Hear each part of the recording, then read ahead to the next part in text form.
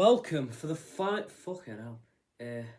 Welcome for the final time to the musical show. This is the last episode that I am doing.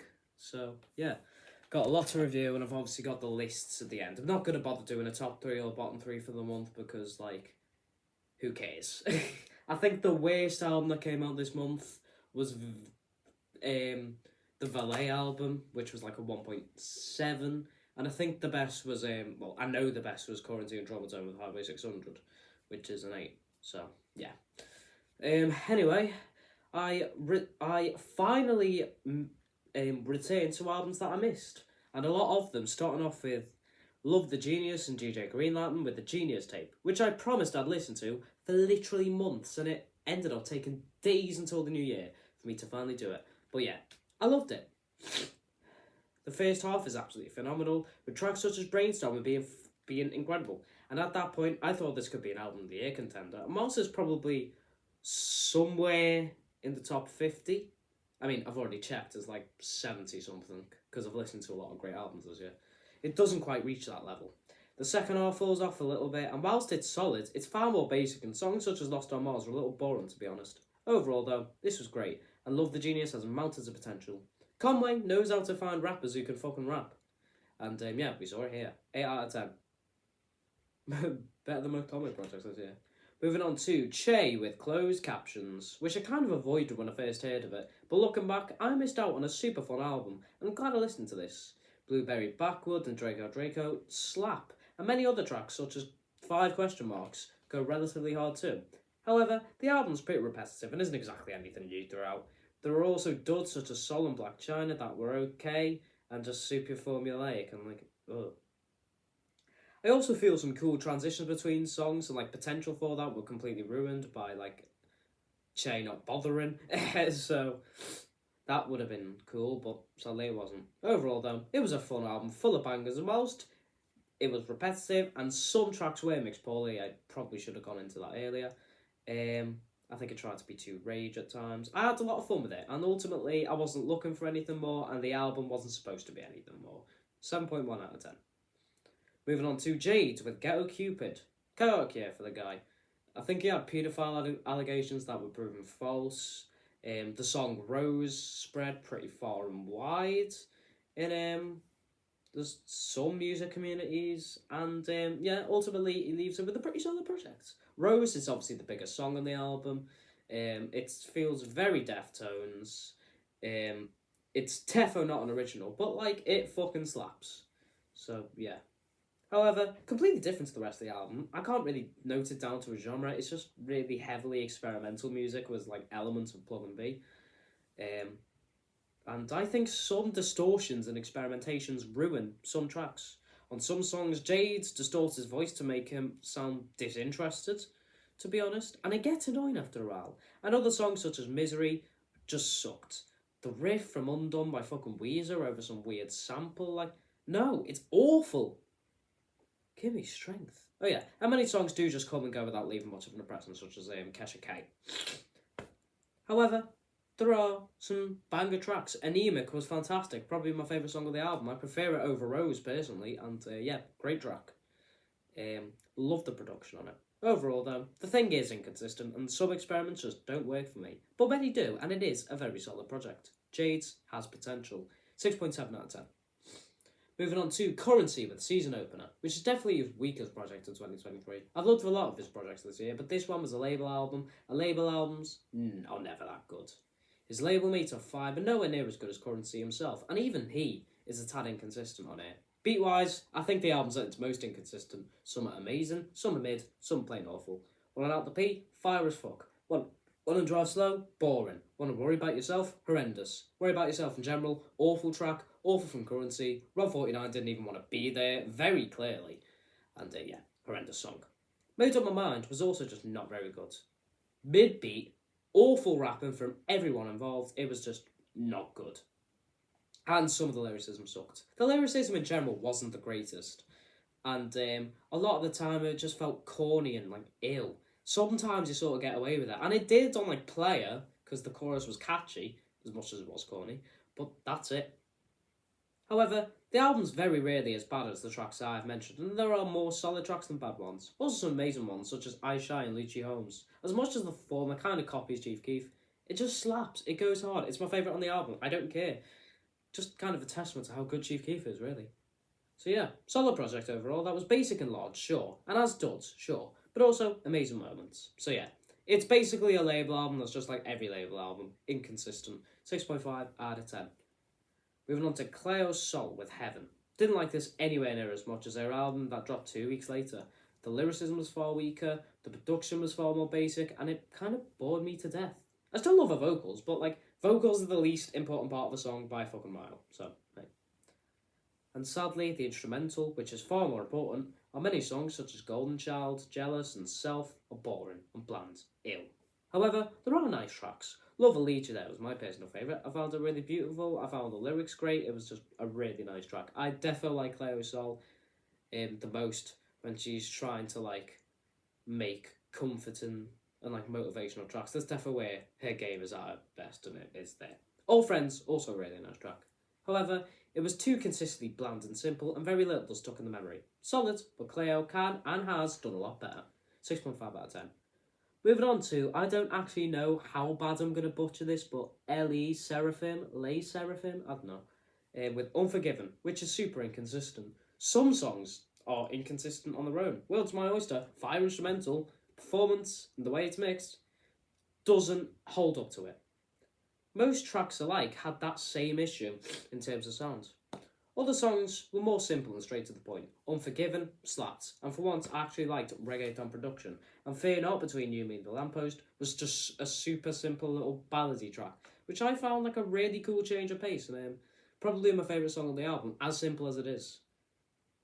However, like, some songs are too simple in their nature, as there are some awful ones, such as No Return Into the Unknown and Blue Flame, which were like bland and also pop, and you can't get away with it as much with pop because pop is far more saturated.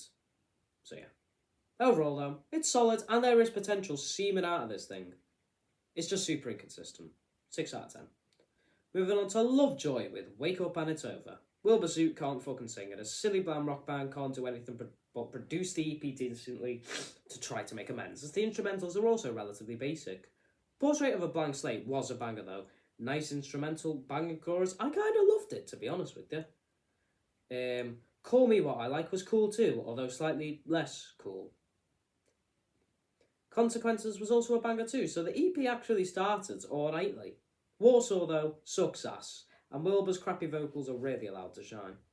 Scum's cool, and I guess, but I can't remember a thing about it. And its Golden Hour somewhere is mid as fuck. Super bland track. So yeah, overall, it's bland, uninteresting, and the vocals really aren't the best. Has 2 decent tracks, but still, as an average, mid EP. It's like a 5.8 or 5.9 or something. Moving on to Wilbur Soot with Mammalian Sighing Reflex. Still can't sing, and now he's basically just ripping off Alex G, and also not doing it very well. He also uses awful vocal effects on this thing that make his already abysmal vocals even more abysmal, and it's also boring. I was bored from start to finish, aside from pretty much one song, that being Oh Distant You, which I found actually kind of beautiful. Miraculously, I thought it had a really nice instrumental. I don't know why that song is so much better than everything else on the album, but it is.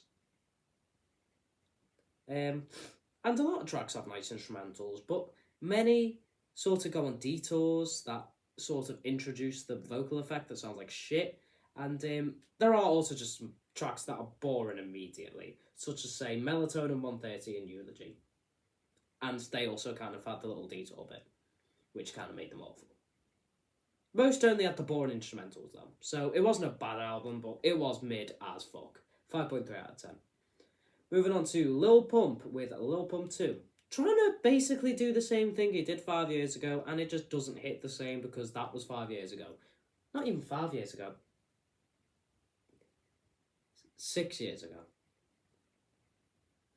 Tesla has a poor beat and a god-awful Smoke Pair feature, and others don't even try to be fun and are just bland, such as Don't Like Me, which is so boring that it's actually annoying. And then you've also got, like, hilariously bad stuff. Pull Up, one of the worst beats I've heard all year. She Know, awful by Lil Pump, and it actually kind of makes Ty Dolla $ign sound good at the start. Then he goes into his actual verse and it sounds like shit. Pump rock and heavy metal. If you thought the first bit, the pump rock shit, slit my wrist, you thought that was bad, you've not heard the second half of the song, because holy shit, it's such a shit track. First bit's not even that bad, it's just corny. I can still tolerate a few tracks though. All of a Sudden was fine enough, and to be honest, Swipe goes hard. The beat is fire. Overall though, it's trash. Far from the worst of all the trash I've suffered this year, but it is trash. 2.5 out of 10. And finally, Odatari with XII Sorrows, which is awful digital hyperpop TikTok dog shit. Odatari performance-wise is laughable, and we saw this in every single song. Hypnotic Data was horrendously produced and had multiple unnecessary effects that were just annoying. Got me fucked up. Probably the least annoying track on here. It was actually pretty tolerable as they didn't throw in anything ridiculous, but it was still bland as fuck. Look Don't Touch wasn't tolerable though. It was awful and not even memorable. Me and You Date was dull and annoying, but it was better produced, I reckon. It was slightly more tolerable. Good Loyal Thought was bland and horrendous and annoying, and Hyperfang somehow had a worse performance from Jaleel than from Odatari. Defo the weakest verse of his entire career. Get Up Off Me was probably the most forgettable one there, and it was also trash. But Hypnotic Narcissistic Personality Disorder was the worst track. Awful beat, even worse Odatari performance, somehow even worse mixing them both. Like, what the fuck? So, yeah, song really is that laughable, and overall, it's a horrendous EP with bland and awful production. No thank you. 1.4 out of 10. Right, now to the 4 albums that dropped this week. There was one that dropped on Tuesday. Starting off with Kome the Machine and 1-2 with Palermo. I've defended Kome all year. I found most of his 2023 work to be super solid and overhated, but this, it's just mid. It's really mid, and by far his weakest of the year. It felt very rushed, very bland. Conway rapping wise, absolutely terrible. The song structures weren't there, and ultimately, the beats were the only thing that carried some songs. Bianca and one other one that I've forgotten the name of. 2 songs out of 8 that I enjoyed. Everything else, bland, boring, mid. The features, which is mainly Goose by the way, to be honest, weren't anything special, and were so horribly mixed in that like you couldn't even talk about them for that long. But yeah, Goose by the way, again, like, he wasn't the worst I've ever seen him, but like he wasn't great either. Like when he tried to sort of sing, it was awful, and I think Conway tried to sing on one track, and it was painful. Oh yeah, and songs such as Koskas, Plain Suck Ass, as not only did the beat suck, the lyrics are awful. Monumental faceplant overall in terms of the standards Conway has set himself in recent years. Beats, mid. Features, mid. Production, mid. Album, mid. 5.2 out of 10. Moving on to WizKid with S2, which I enjoyed far more than I expected. Not saying much, I didn't think I'd enjoy it at all. Olufe probably had the best instrumental on the whole album, but WizKid and One Day Cole both were really not great, to be honest with you. They didn't shine, particularly over the instrumental. But the instrumental does carry it to be a solid enough track. They ain't that bad. Diamonds, nothing track. Mid everything, can't even talk about it, it's so bland. Energy, slightly better instrumental, but the same thing again. But IDK, another solid track. Nice instrumental. WizKid and the feature called Zlatan were actually half decent, and honestly, it's probably my favourite song of the EP. So yeah, as much as this is bland, the instrumentals in general are actually half decent, so hey, wasn't too bad, 6 out of 10. Moving on to Oscar Maiden with Distortion, which is the same song literally 17 fucking times. The song's sold enough though. Maybe that's a little harsh. There was a reggaeton remix of YWNF, which sounded nothing like the already bland and awful original. So yeah, horrendous song, just in any form. However, for the most part, it's solid, and right, songs such as Andrea and Como Esta Now were really solid, and for the most part, the song that repeated constantly was inoffensive. Don't get me wrong, mid stuff like Elvira were there, but in large, it was a solid project that whilst being super repetitive, it's one of those that you find like in Latin music all the time, just repeated, every single fucking song, and yeah. whilst being super repetitive, it had decent tracks and enjoyable moments. Hugely lacking in originality though, 6 out of 10. Okay then, right. But at the top, it's Zelfors. I think that's how you pronounce it. The guy who I review all the time that makes music on his phone. With The Now, which isn't anything special. It's also his first project on Spotify, which is cool. Isn't anything special by any means, but has got a fair bit of enjoyment out of it. Frequency sort of came out of nowhere as like a metal track, and like honestly, the riff didn't start off sounding good the way it was produced and like mixed in, but like I found it actually pretty cool for the most part. And Glitch was also amazing too. My personal favourite though is Azul plus Lavender though. Instrumental's just fantastic from start to finish, and that's the whole song. So yeah. However, very few tracks go beyond just solid, i.e. the title track, The Now, and it is rarely anything as good as these tracks. Among this, also have some other gripes. Enchanting had pretty awful drums and was a pretty mid and boring intro. An outro was boring and ended abruptly, so it was a pretty terrible song to be honest. But yeah, overall, solid project. Enjoyed it a fair bit. 7.2 out of 10. And those are the final 2023 album reviews. We're done. As absolutely nothing has dropped, apart from an album of songs that already exist. I think there's 2 unreleased ones on the Hall and Ash 2 thing, Conway the Machine, West Side Gun and The Alchemist have dropped, which is technically Conway's 7th project of the year. I might review it on my TikTok, which is at Saldsbit0 or something, and my actual like nickname, username thing is reviewer things, if you want to follow that. I might put it on screen, I might not, I'll probably forget to be honest with you, but it's there, so yeah. Also, can you ignore the hair? I probably should have said this at the start of the show, but please. Thanks. If you have even made it this far, which chances are, probably haven't. But, hey. It's year-end list time. I'm doing top 5 EPs for 2023, the bottom 5 EPs of 2023, the bottom 10 albums of 2023, and then I'm ranking the best album of every month of the year to get to my album of the year, because I just think it's cool. I probably should do the same thing for the bottom 10, but like I can't be bothered, so yeah. And I'm not even sure if me saying Valet's album was the worst of December is even right, so yeah. Anyway, top 5 worst EPs of 20... Actually no, I should go through some general things, such as like most disappointing album of the year and best artist of the year. And I think the album that disappointed me most is West Side Gun with And Then You Pray For Me. Close competition between that and Surf and Drown by Hit Boy, but I reckon I just had too high expectations for that one. But this one, I feel that my high expectations were justified, as West Side Gun has dropped great project after great project for years before this. And then this was just a faceplant, because he basically just went trap for a large majority of the album, and he can't rap on trap beats. He's better than a 6.3 out of 10, but sadly that's all we got this year.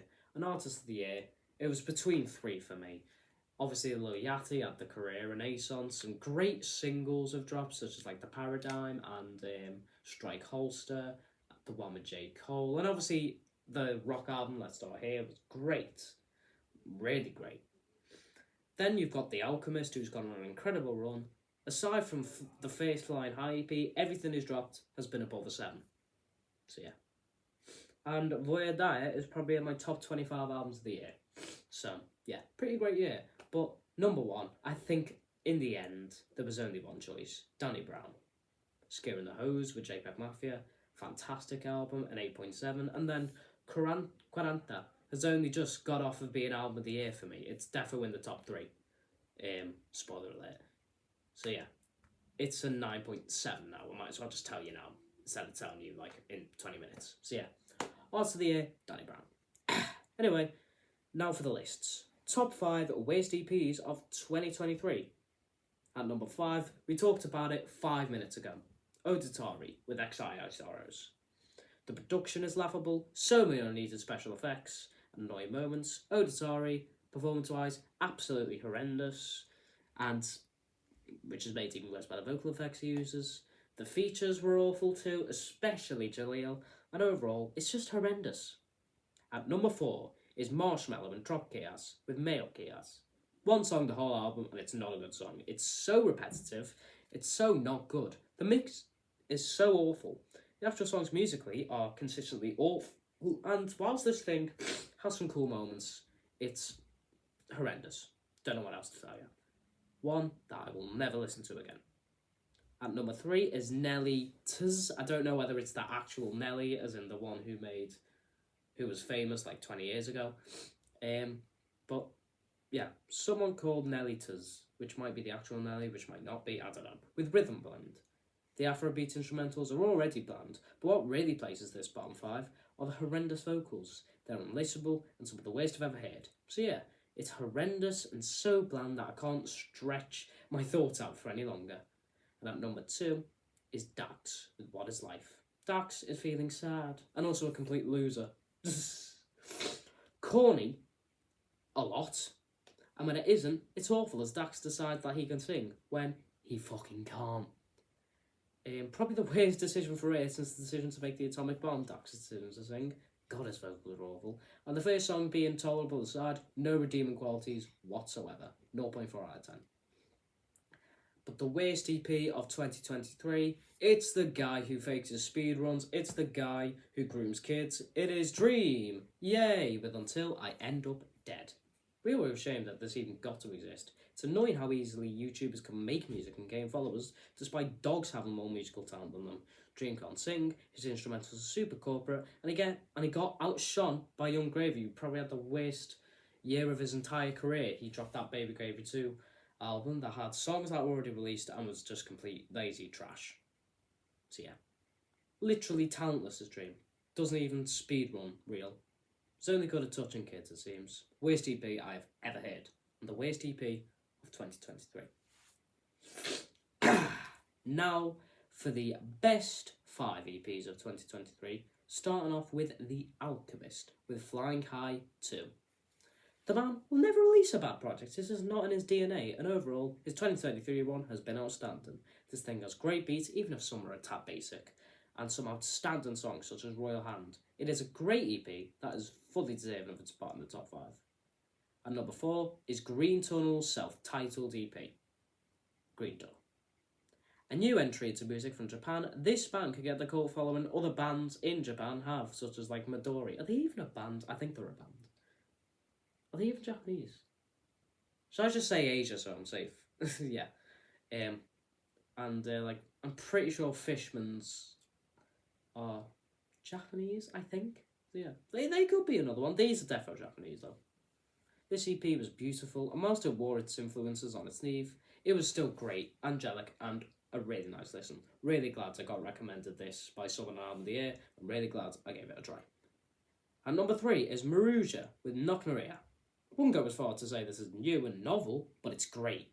It's fucking great post-rock. The instrumentals are great, the vocals are solid, although probably the worst part of some songs, to be honest. And it is, overall, just a really great post-rock album that is really fun to listen to. And at number 2, it is Beach House with Become. Honestly, one of the biggest Beach House fans there are, and of course I love this. These are outcasts from Monster Ice Melody, and Monster Ice Melody is probably one of my all-time favourite albums, so obviously I'm gonna like this. Yeah, they did stay in their comfort zone, but yeah, it's still great. As every Beach House album is great, like, come on. They don't need to do anything novel to make a great album or a great EP. And I have no idea why Become just wasn't on the actual album, because there's definitely worse songs on Monster Ice Melody than Become, as much as I love it, like Runaway. Why the fuck was that on the album over that? Like, what? Great EP. But the best EP of 2023 is Black Market Cart's The Day I Laid Down. Sure, the vocals are too quiet, and sure, the song structures are very similar, but that aside, I have no problems with this thing. It's beautiful, incredibly produced instrumentally, and one of the nicest listening experiences of the whole of 2023. It's just a shame that it coincides with the fact that, unfortunately, the person who made this took his own life.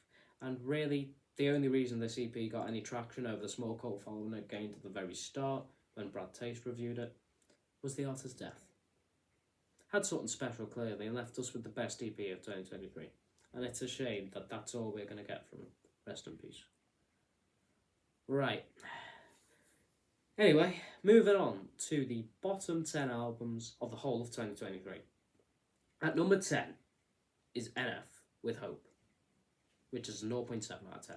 Oh yeah, by the way, the ratings, I don't think I actually said a lot of them for the EPs. They'll be on the screen. Well, they were on the screen, so that's why I'll probably forget to say a lot of them. Hope is a horrendous album that has super corny Eminem rip-off flows, corny instrumentals, and straight up awful that sounds straight off some awful independent movie trailer, and even worse bars, genuinely painful to listen to, and somehow it's only 10th. Would you believe it? Number 9, Jason Aldean with Highway Desperado. I mean, try that in a small town. Obviously, we all know that song is trash and corny and ill, but everything else either has the same issues as that song or are just so corporate that it's hard to find any redeeming qualities of it. The worst country album of 2023 in a horrendous year for country. Number 8, Nino with Knee. Awful rapping, awful beats, even worse beat drops, which is highly important in both trap and drill, which this album fills the genres of. Honestly, very little redeemable about this horrendous mess of it, and yeah, truly horrible. At number 9, 10, 9, 8, number 7, 7, 6, 5, 2, okay, there is 10 here. At number 7 is 30 Seconds to Mars, with It's the End of the World, but It's a Beautiful Day. Maybe 7 years ago over a football edit or one of those transfer videos with the FIFA cards. If this was over it, I might find it semi-hard. But I've got a music taste now. I can see how awful and bland and horrendous it is. And also Jared Leto can't sing, so that's another thing. Fully worthy of that 0.5 score on the top left of your screen. At number 6 is Kim Petras with Feed the Beast. Awful lyricism that is vulgar for the sake of being vulgar. At least for like Sexy Red, it's meant to like be shit to turn up to. It's actually kind of funny, but to some, not to me though. But for Kim Petras, it's like, ooh, I'm just gonna say horny stuff. Because like, what's the point? There's nothing like really hype about the songs. It's just pop, and yeah, the vocals are awful. As Kim doesn't realise she can sing without autotune, unfortunately, even though she can. And the instrumentals are laughably awful, especially in Alone, which has that awful sample thing. Nicki Minaj's influence, unfortunately. Now we're into the bottom 5. At number 5, I don't know how the hell this is only 5th, but it's Robin Schulz with Pink. Some songs are like fine, I guess, but you have to be a huge fan of this guy to enjoy every single corporate and band DTM song of this thing, because boy, it is boring and awful. Plus, the interpolation of Somewhere Over the Rainbow on this album is on this album, and it's genuinely one of the worst songs I've ever heard. Dog shit. Number 4, Kim Petras again, this time with Problematique. 2 bottom 10 albums this year, man. Anyway, may not be as laughably bad as Feed the Beast, but it's produced by an absolute dirtbag who hasn't even got talent. It is horribly bland, and the vocals here are worse than they are in Feed the Beast by a fucking mile. They are probably one of the worst albums vocally I have ever heard. Absolutely unlistenable. Horrendous. Number 3, Madness. Theatre of the Absurd present C'est la Vie. When are we going to admit these guys were just always shit? Because, like, they always have been. It's a fucking terrible song. The lyricism is as awful as you'd expect, considering these guys have never been able to write a song and are like now old white men trying to make a musical album. And the instrumentals are boring and the vocals are absolutely unbearable. This would be the worst album of so many years, but it's only 3rd this year, because at number 2 and number 1, there are albums that are somehow worse. One of them is actually at number 2. It is The Brave 2, at number 2 of the worst albums of 2023 by Tom MacDonald and Adam Calhoun. Honestly, these albums may be taught in history to teach what minorities conservatives went at during his era of fucking time. As, like, for the first one, it was black people and Black Lives Matter. For this one, transgender people, because they're the biggest threat to society, apparently. No, didn't know. This is a typical Tom MacDonald album. Offensive lyrics, offensive flows to the ears, unbearable voices from both rappers who are just trying to scream their way through the whole album. And yeah, horrible features. The beats are awful too, trying to be bombastic but completely failing. Absolutely horrendous. And the worst album of 2023 is Boosie Badass's First Day Back. And the first time I heard this, I knew it would be here now at the end of the year, reflecting on all the albums that have came. This has laughably bad vocals, both in terms of singing and in terms of rapping, horrible lyrics that are so corny and awful, technically that it is unbearable, and awful beats that sometimes have laughable samples, such as like the one that samples Mario collecting a coin, the one I'm playing games, and others are more like Devil Lingerie or Devil on Me, which are just so mellow that it's hard to listen to. And I'm not even sure the guitars are even okay on Devil on Me, it just sounds awful. Albums with absolutely no redeemable qualities are very rare, but in this one, which I very nearly skipped, God, imagine that, Tom McDonald would be number one, and we wouldn't have a 0 out of 10 album, 0.0 out of 10 album. Life would be so much better. Yeah, an album with redeemable qualities is rare, but this is one of them. The worst album of 2023. Alright then, now I'm going to rank every single month's best album of the month to get to the best album of the year. The worst one is December. Obviously, nothing came out in December. There were 2 8 out of 10s actually, so they did come out. One of them, which I think goes over the other one, mainly because the other one's now like a 7.8, Conductor Machine by Conway and Conductor. Currency and Traumatone with Highway 600. Great album, great in every department, but it's not an amazing. Then it is August with Genesis Owusu Struggler. August was pretty disappointed as a month as a whole, but Genesis Owusu Struggler I found to be a really entertaining album with fun instrumentals, beautiful vocals, and What Comes Will Come is a phenomenal song. Some amazing songs on it, I will not doubt it, but like, it's not it's not as risky as his debut, and some songs do come off as slightly basic. Following on is April's best album, which is Cara Jackson's Why Does the Earth Give Us People to Love. Don't get me wrong, beautiful album, 8.8 out of 10 album, but I have multiple months in which the best album was an 8.8, and personally I believe that Cara Jackson's album has the least replay value of all of them, as much as it is beautiful, and it also has some unnecessary tracks, which I think puts it below them. Then, May, with Panchico's Failed on Maths, also an 8.8, obviously. Beautiful instrumentals throughout, some really amazing tracks, don't get me wrong, but there are some that I found to just sort of come and go, and it's not like the most new thing ever, as much as it is a fucking great, amazing album. Next up is February, with Paramore's This Is Why.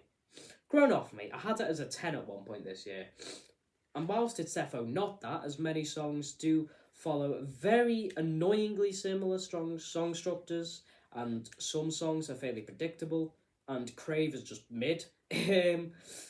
I still find this to be a really entertaining and fun album to listen to, and the best of February. Then, the best of the 8.8 is January's Let's Die Here by Lil Yachty. Defo the most surprising album of the year. I was supposed to say that earlier, but I forgot. But yeah, the most surprising album of the year by a fucking mile is this. Let's Die Here by Lil Yachty. A rock album from the guy who made Minnesota and Poland. Who could believe it? And it turned out to actually be amazing. Reach the Sunshine, phenomenal album closer, for example. The Black Seminole, amazing song. There's others, Pretty, We Saw the Sun. It's just filled with phenomenal songs. And most Lil Boat's vocals aren't like the best, and there are some basic cuts on here, and some repetitive drum patterns and stuff. It's still amazing album, and it takes a fair bit of nitpicking to find flaws in it. Right then, so what is left are just 9s, and the weakest of those 9s, that top months, because I think there's like 2 months with 2 nines. Actually, no, I think there's only one. It's July, with George Clanton's Urap IR taking the cake. Beautiful album, absolute ear candy, but some songs are slightly boring, some slightly repetitive, and it's definitely far from perfect. But what I would say is it's still amazing, absolutely stunning, and still one of the best albums of the year. It's definitely top 10. Every album from here on in is top 10. Then it is October with Sufjan Stevens' Javelin. It's absolutely beautiful from front to fucking back. Shit Talk is the best song of the year, and one of the best songs I've ever heard. The worst song of the year is Sweet by 1017 Alex 9SM, which features Jeb Browby. I probably should have put a song bit on, but oh well. I'll just say it now. There you are. Congratulations. And I might post the TikToks I made of like the best and worst song of the year and stuff like that. So on here, so yeah. But anyway, Javelin, beautiful album. Shit Talk, one of the best songs I've ever heard. It's got such phenomenal production. It's absolutely beautiful, and yeah, incredible album. Then it is March with Did You Know That There Is a Tunnel by Ocean Boulevard, I think that's what the album's called, by Lana Del Rey, which is an absolutely phenomenal album.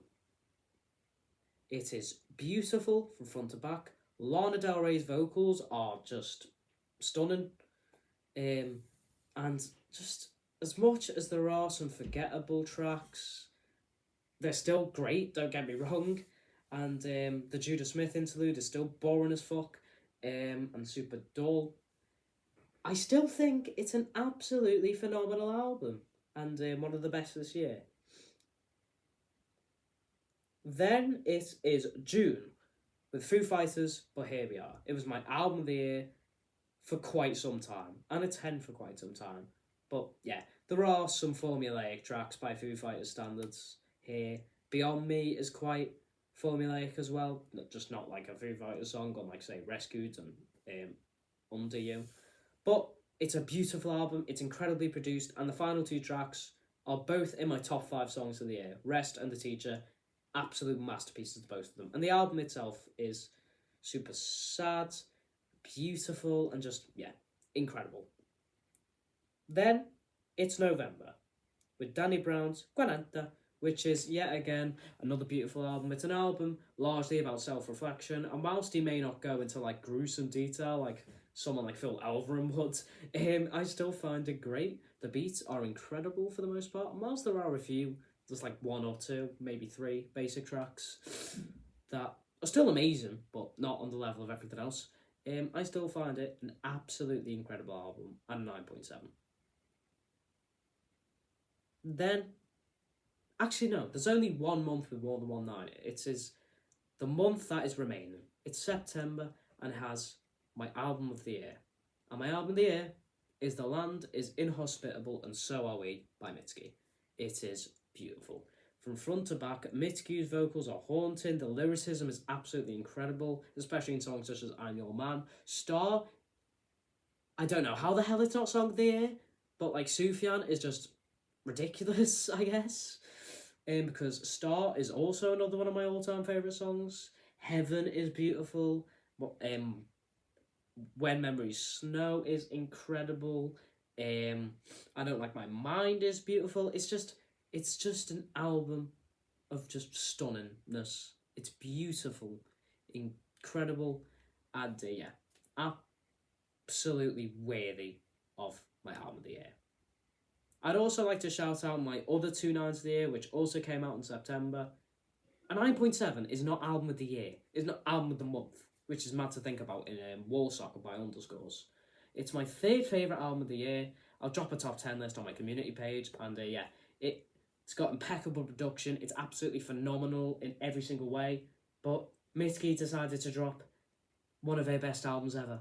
So, yeah, what can you do? And there's also The Lammas Effigy, which came out at the very start of September by Sprain, which is the damning experience promised by it, and the best post-rock album of the year by a fucking mile in a year where Swans dropped, you know, them guys.